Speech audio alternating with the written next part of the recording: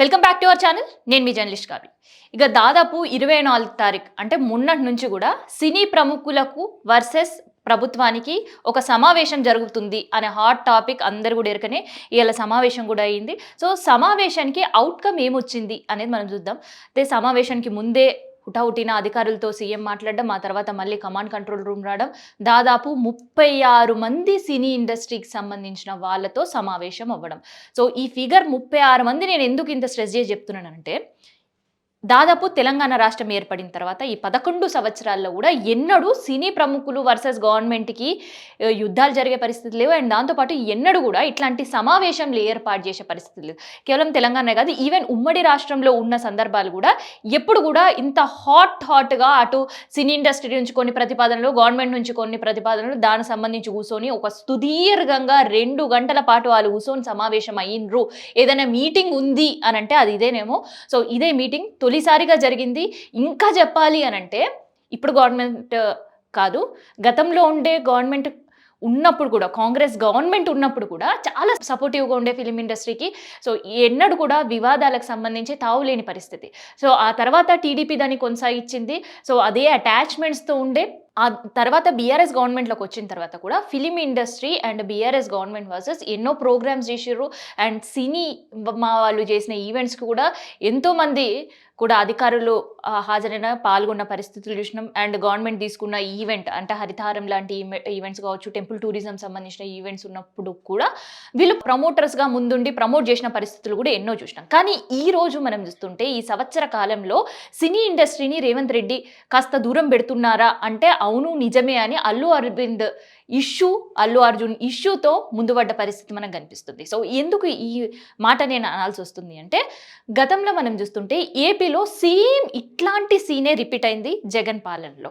So గతంలో Chandrababu cinema ఇండస్ట్రీకి చాలా సన్నిహితంగా ఉండే అండ్ ప్రమోటర్స్గా కావచ్చు, సినీ ఇండస్ట్రీ కావచ్చు, ఏపీలో వరదలు వచ్చినా ఇంకేదైనా వచ్చినా కూడా సినీ ఇండస్ట్రీ ఆర్థికంగా హెల్ప్ చేయడం కావచ్చు, ఇవన్నీ కూడా చూసినాం. ఆ తర్వాత జగన్ పాలన వచ్చిన తర్వాత ఫిలిం ఇండస్ట్రీకి సంబంధించి అంటి ముట్టనట్టుగా వ్యవహరించిండు. సేమ్ అదే ఇప్పుడు రేవంత్ రెడ్డి పాలన కనిపిస్తుంది. చాలా clear cut Allu Arjun issue, Pushpa 2 film ఇష్యూలో కూడా అందరికి ఎరకనే, అసెంబ్లీ సాక్షిగా సీఎం మాట్లాడిన మాటలు అందరూ కూడా విదితమే, అందరూ కూడా ఎరకనే.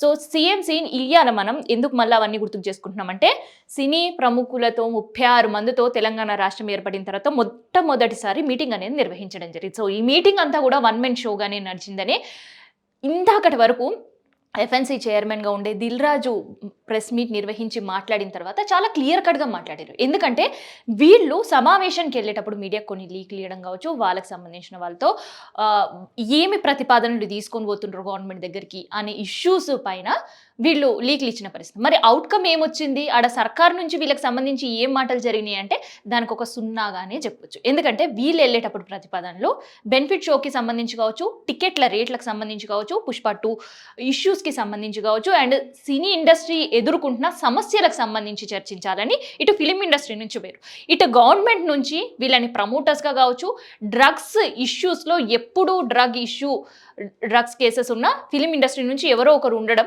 సో దీనికి సంబంధించి గవర్నమెంట్ చాలా స్ట్రిక్ట్గా ఉండబోతుందనే విషయం, అండ్ బెనిఫిట్ షోస్ ఖచ్చితంగా నో చెప్పాలనే విషయం కావచ్చు, ఇట్లా గవర్నమెంట్ సైడ్ నుంచి కూడా ఒక 7 ప్రతిపాదనలతో గవర్నమెంట్ అయింది. సో ఈ చర్చల అవుట్కమ్ ఏమైంది అని అంటే, దిల్ రాజు మాటల్లో ఇంతవరకు ప్రెస్ మీట్ తర్వాత మాట్లాడిన మాటలు చూస్తుంటే, టికెట్ రేట్లు ఎట్టి పరిస్థితిలో పెంచడానికి సర్కారు నో చెప్పింది. సో అక్కడ ఎండ్ కార్డు బట్టట్టే చాలా క్లియర్ అండ్ క్లారిటీగా సీఎం దీనికి ఒప్పుకోలేడు. అండ్ ఇంకొక విషయం ఏంటంటే, బెనిఫిట్ షోస్ ఉండవు.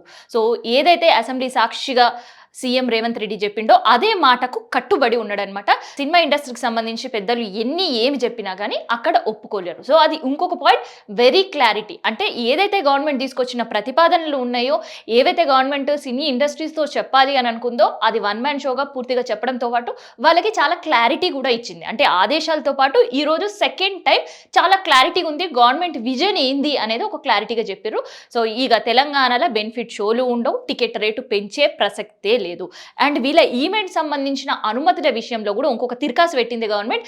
అన్ని అనుమతులు పక్కాగా ఉంటేనే ఈవెంట్లకు ఖచ్చితంగా గవర్నమెంట్ అనుమతిస్తుందని. సో కేవలం ఇక్కడ ఈ మాట చెప్పడంతో పాటు అక్కడ డీజీపీ, పోలీసు అధికారులు కూడా ఈ సమావేశంలో పాల్గొన్నారు అన్నప్పుడే గవర్నమెంట్ సినీ ఇండస్ట్రీ పైన ఎట్లాంటి విజన్తో ఉంది అనేది చాలా క్లియర్గా అర్థమవుతుంది. అయితే డీజీపీ లెవెల్ అధికారి అనుమతులు లేదంటే ఇష్యూస్ డిస్కస్ చేయడానికి ఉన్నారేమో అని మనం అనుకోవచ్చు. కాకపోతే పుష్ప 2 ఇష్యూస్లో ఎవరైతే పోలీస్ అధికారులు ఇన్వాల్వ్ అయినారో, అంటే చిక్కడపల్లి నుంచి పిఎస్ నుంచి కావచ్చు, డీసీపీ స్థాయి అధికారులు కావచ్చు, వాళ్ళందరూ కూడా ఈ సమావేశంలో కూర్చున్న పరిస్థితి.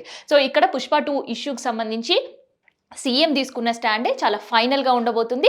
అయితే లీగల్ ఇష్యూస్ ఏవైతున్నాయో అవే ఫైనల్గా ఉంటాయి. అయితే చట్టం తన పని తాను చేసుకోబోతుంది అని చెప్తూనే సీఎం ఇందులో ఇన్వాల్వ్ అవ్వడం అనేదే ఫిలిం ఇండస్ట్రీ వర్సెస్ గవర్నమెంట్కి ఎంత దూరం పెరుగుతుంది, ఎంత దూరం ఉంది అనే విషయం క్లియర్ కట్ అండ్ క్లారిటీగా ఇక్కడ అర్థమవుతుంది అనమాట. అండ్ ఈ క్లారిటీకి ఆజ్యం పోసేటట్టు, ఇంకా కాస్త బలం చేకూర్చేటట్టు దిల్ రాజు మాటలు ఉన్నాయని చెప్పొచ్చు. ఎందుకంటే దిల్ రాజుని జర్నలిస్టులు క్వశ్చన్స్ అడిగినప్పుడు కూడా బెనిఫిట్ షోకి సంబంధించి కావచ్చు, టికెట్ల రేట్లు ఏమైనా పెంచుతారా, దాని గురించి సీఎం ఏమైనా మాట్లాడిందా అన్నప్పుడు కూడా ఆ మాటకి పూర్తిగా నిరాకరించిండు, నోరు మెదపని పరిస్థితి. అండ్ దానికి ఆయన సమాధానం ఏం చెప్పిందంటే, టికెట్ రేట్ అనేది చాలా చిన్నది, బెనిఫిట్ షోస్ చాలా చిన్నవి, కాకపోతే ఇంటర్నేషనల్ లెవెల్లా తెలుగు ఇండస్ట్రీని పోవాలి అనుకుని సీఎం ఆదేశించారు, దాని పనిపైనే మేము పడ్డాం. అంటే వీళ్ళు ఏదైతే అంశాలు డిస్కస్ చేయాలనుకుంటున్నారో ఆ అంశానికి సంబంధించి ఎక్కడ కూడా డిస్కషన్స్ జరగలేదనేది ఇండైరెక్ట్గా ఇండికేషన్ దిల్ రాజు మాటల్లో మనకు కనిపిస్తుంది అనమాట. అండ్ దాంతోపాటు కొత్త అంశాలు ఏంటంటే, ఇప్పుడు ఈడ ఉండే తెలుగు ఇండస్ట్రీకి ఎంత సపోర్ట్ చేస్తుందో గవర్నమెంట్ ఎరకనే. సో ఆ సపోర్ట్ వదిలేసి ఇంగ్లీష్ ఫిలింకి సంబంధించి ఇంటర్నేషనల్ లెవెల్లో హైదరాబాద్ ఉండాలి, ఆ షూటింగ్ స్పాట్ని డెవలప్ చేయడానికి మీరు ఏం సలహాలు సూచనలు ఇస్తారో అది మేము పాటించడానికి సిద్ధంగా ఉన్నాం. అంటే అక్కడ ఇంగ్లీష్ ఫిలిం సంబంధించిన వాళ్ళని ఇన్వైట్ చేస్తాం, కానీ ఇక్కడ తెలుగు వాళ్ళని మాత్రం మేము పట్టించుకునే పరిస్థితి లేదనేది ఇండైరెక్ట్గా చెప్పిన పరిస్థితి అనమాట. సో అట్లా ఇంగ్లీష్ ఫిలింకి సంబంధించి డెవలప్మెంట్ కావచ్చు, ఇక్కడ జరిగే షూట్కి సంబంధించి ఏర్పాట్లు ఎట్లా ఉండాలి అనే దానిపైన 15 రోజుల్లో దిల్ రాజు ఎఫ్ఎన్సీ చైర్మన్గా ఒక కమిటీ వేయబోతున్నాడు. ఆ కమిటీలో డిస్కస్ చేసిన తర్వాత అండ్ షూటింగ్ స్పాట్స్కి సంబంధించి ఒక ప్రతిపాదన అయితే గవర్నమెంట్కి ఇవ్వబోతున్నారు. So end of the day and దాదాపు 2 రోజుల నుంచి హాట్ టాపిక్గా జరిగిన ఈ చర్చ సారాంశం ఏంటంటే, గవర్నమెంట్ పుష్ప 2లో ఏదైతే అల్లు అర్జున్ డైలాగ్ చెప్పిండో దాన్ని తూచా తప్పకుండా పాటించే పరిస్థితి ఉంది. సో తగ్గేది లేదనే డైలాగ్ని సర్కారు కూడా అట్లే పాటించే పరిస్థితి ఉంది. సో అసెంబ్లీ సాక్షిగా చెప్పిన మాటలకు పక్కా రేవంత్ రెడ్డి కట్టుబడి ఉన్నాడు. సో చాలా రోజుల తర్వాత ఏదైతే అసెంబ్లీలో డిస్కషన్స్కి కట్టుబడి ఉన్నారు ఏదైనా ఇష్యూస్లో, అంటే గవర్నమెంట్ ఇదే చాలా సీరియస్గా తీసుకుంది అనే విషయం చెప్తుంది. అయితే ఇక్కడ గవర్నమెంట్ బెనిఫిట్ షోస్కి సంబంధించి టికెట్ విషయంలో సంబంధించి కావచ్చు, బాన్సర్స్ విషయంలో కావచ్చు, సెలబ్రిటీస్తో వచ్చే బాన్సర్స్ వ్యవహారం పైన పూర్తిగా సెలబ్రిటీసే దానికి సంబంధించిన ఇష్యూస్ టేకప్ చేయాలని చెప్పుడు కావచ్చు, ఇవన్నీ చూస్తుంటే సో ఎక్కడ కూడా ఫిలిం ఇండస్ట్రీకి గవర్నమెంట్ సపోర్టివ్గా లేదనే విషయం అయితే అర్థమవుతుంది. అయితే మనం గతంలో చూస్తుంటే చంద్రబాబు పీరియడ్లో చాలా బీఆర్ఎస్ కావచ్చు, చంద్రబాబు కావచ్చు, గతంలో ఉండే కాంగ్రెస్ కావచ్చు, ఇట్లా పాస్ట్ ఇయర్స్ నుంచి అందరూ కూడా ఫిలిం ఇండస్ట్రీకి సపోర్ట్ చేస్తూనే ఉన్నారు. ఎందుకంటే ఆర్థికంగా కూడా రాష్ట్రానికి లాభం పడే పరిస్థితులు అండ్ దాంతోపాటు హైదరాబాద్ బ్రాండ్ ఇమేజ్గా కూడా ఫిలిం ఇండస్ట్రీ ఉంది. అండ్ దాంతోపాటు ఆ బ్రాండ్ ఇమేజ్ని పెంచడానికి కూడా ఫిలిం ఇండస్ట్రీ ఉందనే ప్రతి పార్టీకి వచ్చిన వాళ్ళు కూడా, పొలిటీషియన్స్ కూడా వాళ్ళని సపోర్ట్ చేస్తున్నారు. కానీ ఇట్లాంటి వ్యవహారం కాంగ్రెస్ అండ్ ఇట్లాంటి వ్యవహారం రేవంత్ రెడ్డి చేసుడు అనేది అందరికీ ఆశ్చర్యాన్ని అనిపిస్తుంది. కానీ ఆశ్చర్యం అనిపించినా కానీ చేసేది ఏమీ లేక సమావేశంలో గవర్నమెంట్ అధికారులు చెప్పింది విని వెళ్ళిపోయిన పరిస్థితి సినీ ఇండస్ట్రీ నుంచి కనిపిస్తుంది. సో ఇది కంప్లీట్గా అయితే గవర్నమెంట్ తీసుకున్న డెసిషన్ని ఇవాళ సినీ ప్రముఖుల ముందు 36 మంది ముందు కూడా ఖరాఖండిగా వ్యవహరించిన తీరు. మరి ఇట్లా ఉంటే వచ్చే నెల నుంచి చాలా పెద్ద సినిమాలే ముందుకు రాబోతున్నాయి. మరి వాటి పరిస్థితి ఎట్లా ఉండబోతుంది, బెనిఫిట్ షోస్ లేకపోవడం, టికెట్లు రేట్లు పెంచకపోవడం, సో ఈ హైప్ ఎట్లా క్రియేట్ చేయబోతున్నారు, దీనికి సంబంధించిన సినీ ఇండస్ట్రీ ఎట్లాంటి స్టెప్ తీసుకుంటుంది అనేది మనం కూడా ఎదురు చూడాలి.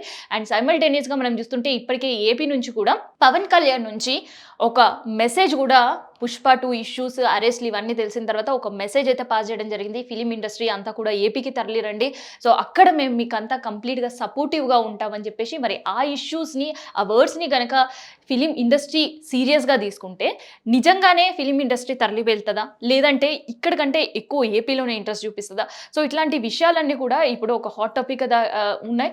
సో మరి ఎఫ్ఎన్సీ చైర్మన్గా ఉండే దిల్ రాజు ఇటు ఫిలిం ఇండస్ట్రీకి ఇటు గవర్నమెంట్కి మధ్యలో వంతెనగా వ్యవహరించాల్సిన పరిస్థితి. సో ఇదే దిల్ రాజును కూడా అసెంబ్లీ వేదికగా కూడా ఇండైరెక్ట్గా తిట్టిన పరిస్థితి. ఆయన ఎఫ్ఎన్సీ చైర్మన్గా పదవి ఇచ్చిండ్రు కాబట్టి ఆయన ఎటు నోరు మెదపడం, మరి ఫిలిం ఇండస్ట్రీకి ఎట్లా సర్ది చెప్తాడు ఇష్యూస్ పైన, అండ్ ఇటు గవర్నమెంట్ సైడ్ స్టాండ్ తీసుకుంటే ఎట్లా ఉంటాడు అనేది కూడా ఒక చర్చనీయాంశంగానే మిగిలింది. మొత్తానికైతే చాలా క్లియర్ కట్గా ఈ మీటింగ్తో ఇండస్ట్రీతో పాటు ఫ్యాన్స్కి కూడా ఒక క్లియర్ మెసేజ్ గవర్నమెంట్ నుంచి వెళ్ళిందని చెప్పొచ్చు. టికెట్ రేట్స్ సంబంధించి అండ్ రెండో విషయం బెనిఫిట్ షో సంబంధించి. సో ఇదైతే సమావేశం ముగిసింది. కానీ ఫిలిం ఇండస్ట్రీలో ఇప్పుడు ఈ గవర్నమెంట్ తీసుకున్న డెసిషన్స్ అయితే దుమారం రేపే పరిస్థితి. మరి ఇష్యూస్లో దిల్ రాజు ఎట్లా ఎదుర్కొంటారనేది మనం కూడా చూద్దాం.